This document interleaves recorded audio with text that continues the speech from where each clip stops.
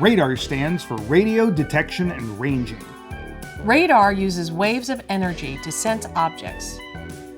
It's useful because it allows us to sense objects that are behind or below something we can't see through, like clouds or dirt. There are four main parts that make up a radar system: a transmitter, a receiver, an antenna, and a display.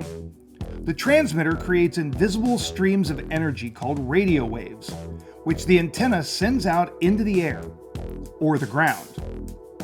The waves travel through the air until they hit an object. Then the waves bounce back to the antenna.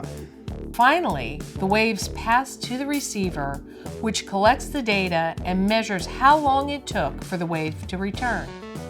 Based on the length of time, the receiver can tell you how far away the object is, if the object is moving, where it's headed, and at what speed.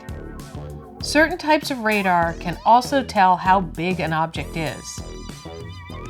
The receiver sends all this information to a display so that people can see and analyze the data.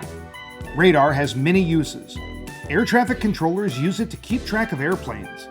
Ships at sea use radar to navigate.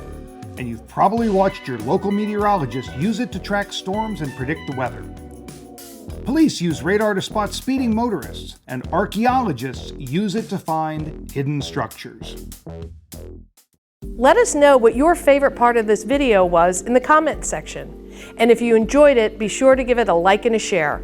Also, you can follow STEM in 30 on Facebook and Twitter, and be sure to subscribe to the National Air and Space Museum's YouTube channel.